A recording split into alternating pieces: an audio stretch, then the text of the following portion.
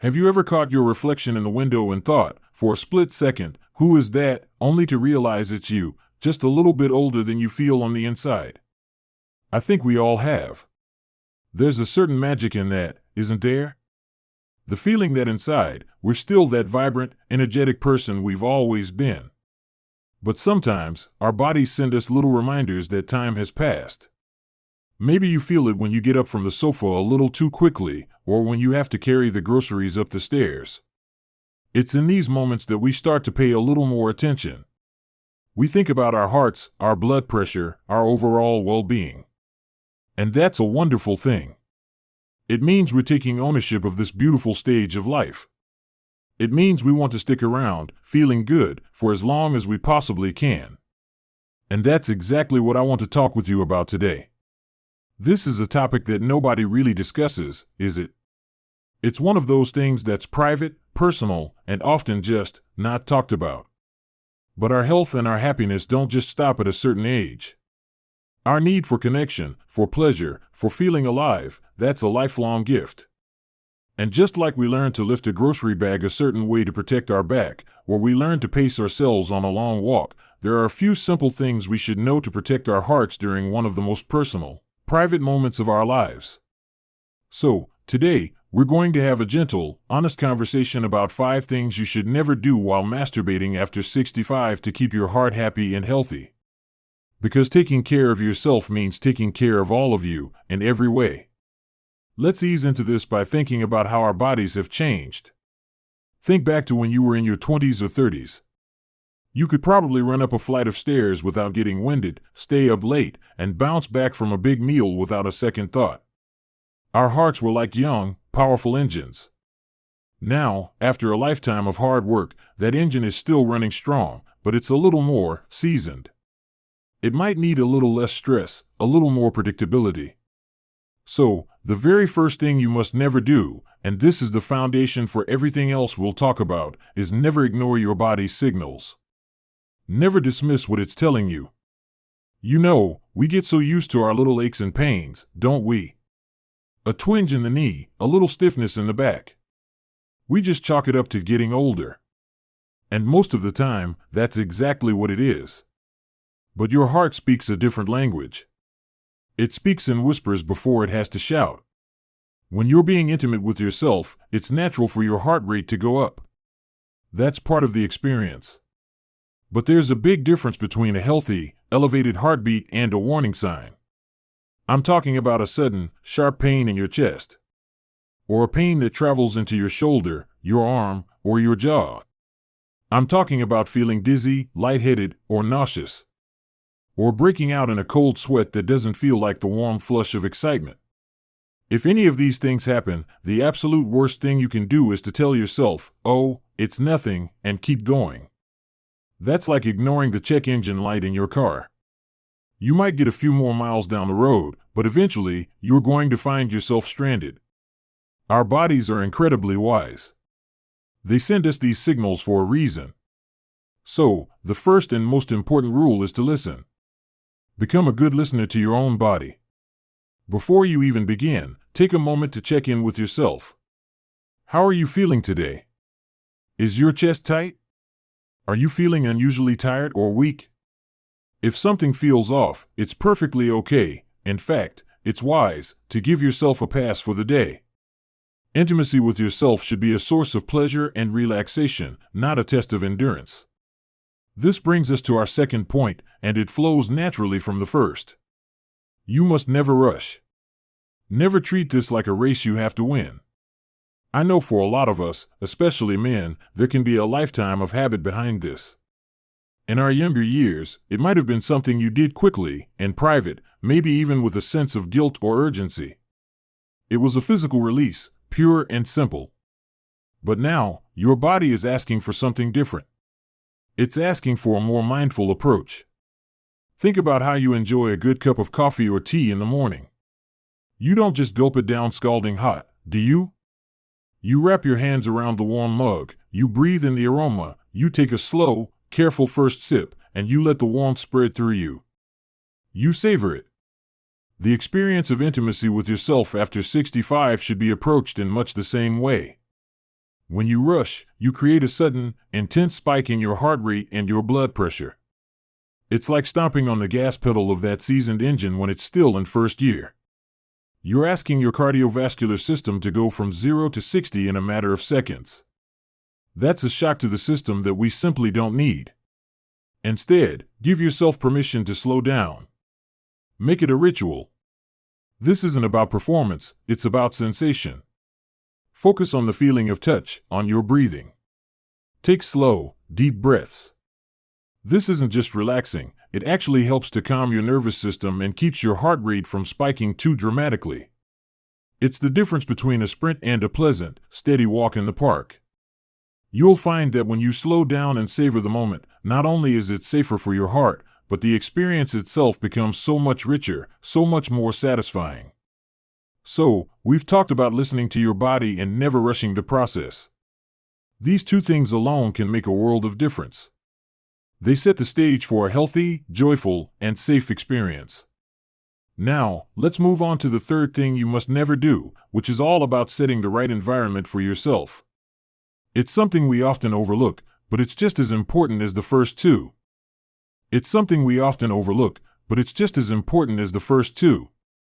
And that brings us to the third thing you must never do. You must never ignore the temperature of the room. Now, you might be thinking, the temperature of the room? Really? And yes, really. This is one of those practical, physical things that makes a huge difference for your heart, especially as we get a little older.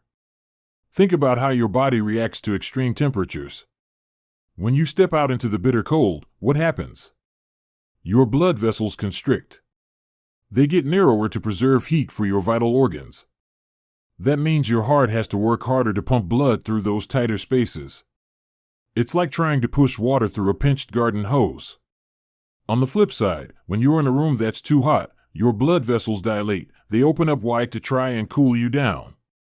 Your heart rate increases to push blood to the surface of your skin, and you start to sweat, which can lead to dehydration.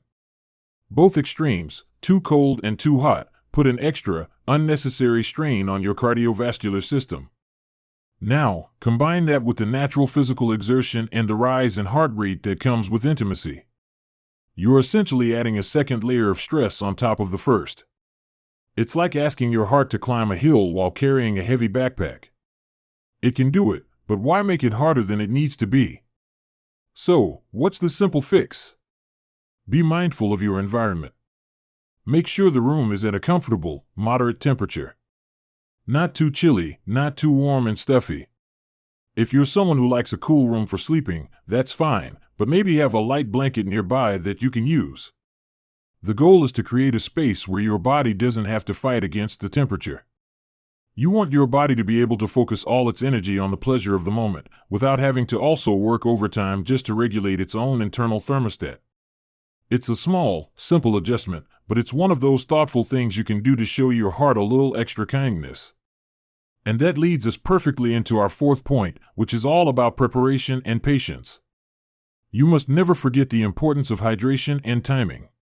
Let's talk about hydration first. Our sense of thirst actually diminishes as we get older. Our bodies become less efficient at signaling to us that we need water. By the time you actually feel thirsty, you might already be a little dehydrated. And dehydration is a major stressor on the heart. When you're dehydrated, your blood volume decreases.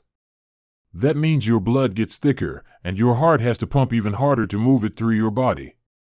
So, imagine you're thinking about having some private time.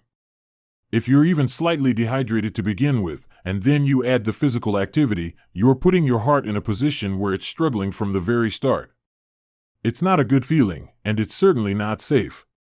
A good habit to get into is to be mindful of your fluid intake throughout the day. Sip water regularly.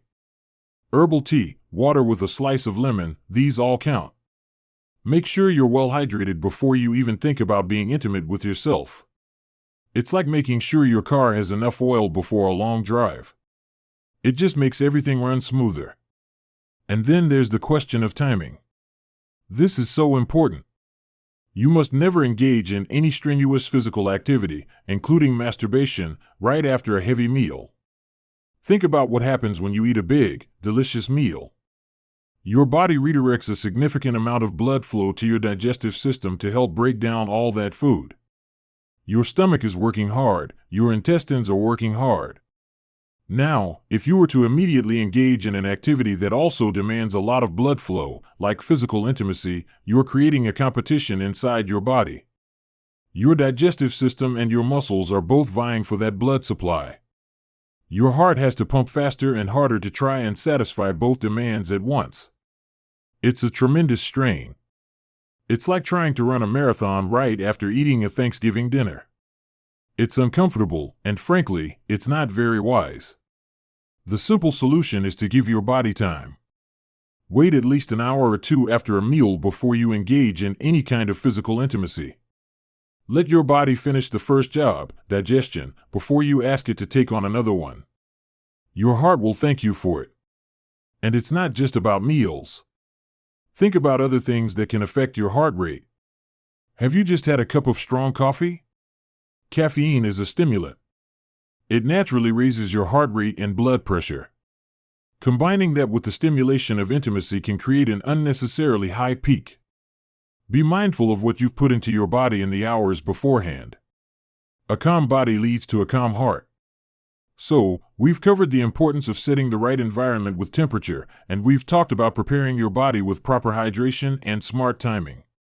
These aren't complicated rules, they're just gentle, practical ways to take care of the heart that's taken care of you for over 6 decades. Now, as we move toward our final point, we're going to talk about the biggest, most important rule of all, the one that ties everything together and empowers you to take control of your health in the most loving way possible. The one that ties everything together and empowers you to take control of your health in the most loving way possible. And that brings us to the fifth, and perhaps most important, thing you must never do. You must never let embarrassment or pride stand in the way of talking to your doctor. I know. For so many of us, especially in our generation, the doctor is someone you go to when you're sick. You describe your symptoms, you get your prescription, and you leave. You don't talk about personal things. You definitely don't talk about this. It feels awkward, embarrassing, maybe even a little shameful. We were raised in a time when these topics just weren't discussed, period.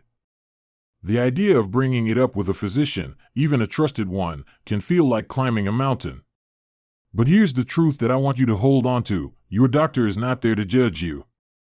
They are there to be your partner in health. And a huge part of your health, at any age, is your emotional and physical well-being, and that absolutely includes your sexuality. It's a sign of a full, vibrant life. When you walk into that office, your doctor sees a whole person, not just a list of ailments. And believe me, they have heard it all. A question about safe intimacy after 65 is not going to shock them. In fact, a good doctor will be delighted that you feel comfortable enough to bring it up, because it gives them vital information to help you. Think of it this way: you wouldn't hesitate to tell your doctor if you had a persistent cough, or if your knee was hurting when you walked. You'd want them to have all the information so they could give you the best advice. This is no different. Your heart is the most important muscle in your body, and you're engaging in an activity that asks a lot of it. Doesn't it make sense to get a professional's opinion on how to do it as safely as possible? This conversation can be as simple as a check-in. During your next physical, or even by scheduling a quick appointment, you could say something like, "Doctor, I want to make sure I'm being smart about my heart health. Are there any specific precautions I should take regarding physical activity and intimacy?" You don't have to go into graphic detail. You're simply opening the door to a conversation about your cardiovascular limits. This is especially crucial if you have any pre-existing conditions like high blood pressure, heart disease, or if you've had a procedure like a stent or bypass surgery in the past. Your medications play a huge role here too. Some blood pressure medications, for example, can affect your heart rate or your ability to reach a certain level of physical intensity. Your doctor can tell you if what you're feeling is normal or if it's a sign that your medication needs adjusting. They can give you personalized advice that no YouTube video ever could, because they know you. Having that conversation lifts a huge weight off your shoulders. Instead of wondering, "Is this okay? Am I safe?" you can have the peace of mind that comes from knowing you've gotten the green light from an expert. You can relax into the experience fully, without that little whisper of anxiety in the back of your mind. And that relaxation, that freedom from worry, is its own form of medicine for your heart. So, let's take a gentle moment to bring all of this together. We've talked about 5 simple, powerful things to keep in mind. First, we talked about the importance of being a good listener to your body and never ignoring the signals it sends you. That chest pain, that dizziness, that shortness of breath, those are not things to push through. They are things to pause and pay attention to. Second, we talked about the gift of slowing down, of never rushing, and treating this time with yourself as a moment to savor, not a race to finish. It's kinder to your heart and so much more pleasurable. Third, we covered the practical wisdom of being mindful of your environment, making sure the temperature is just right so your body isn't working overtime just to keep you cool or warm. Fourth, we talked about preparing your body beforehand by staying hydrated and being smart about your timing, giving your body space after a meal before you engage in any physical activity. And finally, we talked about the courage and wisdom of having an honest conversation with your doctor, setting aside any embarrassment to get the professional guidance that can give you true peace of mind. You see, none of this is about taking the joy out of life. It's quite the opposite. It's about making sure you can experience that joy, that connection with yourself, for many, many years to come. It's about honoring the body that has carried you through every triumph and every challenge life has thrown your way. It's about treating yourself with the same gentle, loving care you would offer to someone you cherish most in the world. Life at every stage is a gift, and the capacity for pleasure, for feeling good in our own skin, is a part of that gift that we never have to give up. It just evolves. It asks us to be a little wiser, a little more patient, and a lot more loving toward ourselves. And that's a beautiful thing. If this conversation has been helpful, if it sparked a thought or given you a new way of looking at things, I would be so grateful if you shared your thoughts in the comments below. Have you ever talked to your doctor about this? What has your experience been? Let's create a community of support and understanding right here. And if you believe these messages are important, if you believe that we all deserve to live fully and joyfully at any age, then please hit that like button. It helps more people find this conversation. And if you haven't already, consider subscribing to the channel. Just click that button down below, and we can continue to explore all the wonderful, surprising, and important aspects of living our best lives together. Here's to you, here's to your heart, and here's to a life filled with health, happiness, and the simple pleasure of feeling truly alive. Take care of yourselves. I'll see you in the next video.